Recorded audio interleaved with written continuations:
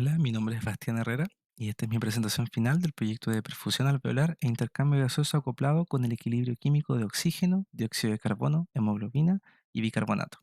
Esta es la presentación final del proyecto de mecánica del continuo con el profesor Daniel Hurtado, con quien hemos estado desarrollando este proyecto durante el segundo semestre del 2023.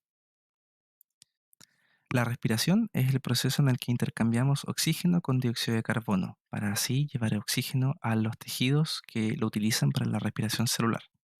La respiración solo es posible gracias a la estructura del sistema respiratorio, que consta de cientos de millones de pequeñas bolsas de aire denominadas alvéolos, que en sus paredes poseen una fina red de capilares alveolares por los que pasa apenas un glóbulo rojo a la vez.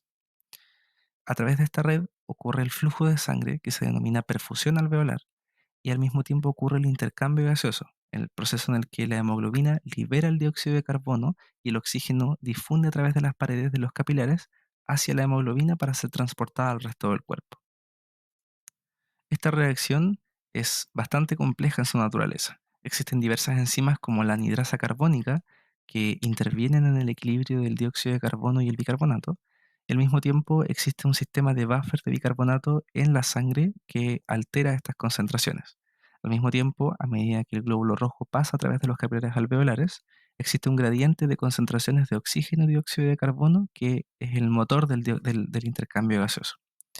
Los modelos actuales de perfusión e intercambio gaseoso han simplificado estas reacciones y simplificado los modelos de flujo de fluido de una forma que no reflejan esta compleja interacción química. Por ejemplo, algunos de los modelos actuales incorporan un flujo que no corresponde con el flujo poroso de las paredes de los capilares alveolares, o, por ejemplo, incorporan una reactividad del oxígeno, ignorando totalmente el efecto del dióxido de carbono. Además, cuando se ha incorporado el efecto del dióxido de carbono, se ha hecho una aproximación de orden uno de la reacción entre el oxígeno, el dióxido de carbono y la hemoglobina. Sin embargo, la reactividad es mucho más compleja y existen diversas especies intermediarias que afectan este equilibrio químico. Así, es necesario crear un modelo de perfusión e intercambio gaseoso que incorpore esta reactividad química y este equilibrio y que nos permita también tener una comprensión más amplia sobre cómo cambia el intercambio gaseoso en presencia de enfermedades pulmonares que varían, por ejemplo, el pH o las concentraciones de dióxido de carbono. Para modelar esto, proponemos un esquema en el que las saturaciones de dióxido de oxihemoglobina y carbaminohemoglobina vienen dadas por una ecuación de Hill que depende de las presiones parciales de cada uno de los gases. Así, obtenemos un sistema de ecuaciones diferenciales parciales como modelo de intercambio gaseoso en el que las ecuaciones están acopladas y son no lineales y además están con condiciones de borde que reflejan la oxigenación de la sangre a través del paso de los capilares alveolares. Este modelo fue implementado en Python utilizando la librería PhoenixX mediante el método de elementos finitos y los resultados se ven a continuación. En primer lugar, observamos la oxigenación y liberación del dióxido de carbono gradual a medida que la sangre atraviesa el capilar alveolar.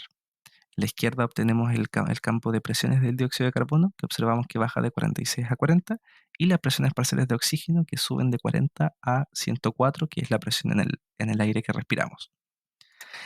Este modelo también fue validado frente al modelo de Pablo Zurita y Daniel Hurtado. Este modelo presenta una oxigenación más rápida y los detalles de por qué podría estar ocurriendo esto se presentan de forma más exhaustiva en el informe final de este proyecto.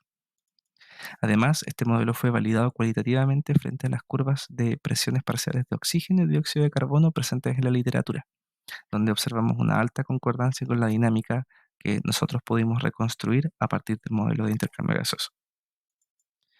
Este modelo también nos permite extender el alcance de los modelos previos. En primer lugar, podemos observar que el modelo es aplicable para velocidades de la sangre mucho más altas que lo previamente reportado, hasta 1000 micrómetros por segundo, donde se observa una liberación de CO2 y una absorción de oxígeno, ambas más lentas, producto de la velocidad más rápida del fluido. Además, se observa que se pudo reconstruir el efecto Bohr, que es el efecto que tiene el aumento o disminución del pH sobre las curvas de saturación de oxígeno y de las presiones parciales de oxígeno y dióxido de carbono. Observamos que a medida que aumenta el pH, disminuye, o sea, aumenta la afinidad de la hemoglobina por el oxígeno, lo que se conoce como el efecto Bohr. Este modelo esperamos que sirva como comienzo para poder extenderlo, el alcance de los modelos de perfusión e intercambio gaseoso y así puedan ser aplicables a un rango mayor de patologías, especialmente aquellas que involucran parte de la reactividad que incorporamos, por ejemplo, a través del pH o a través de desórdenes que alteren la dinámica del dióxido de carbono en la sangre. Muchas gracias.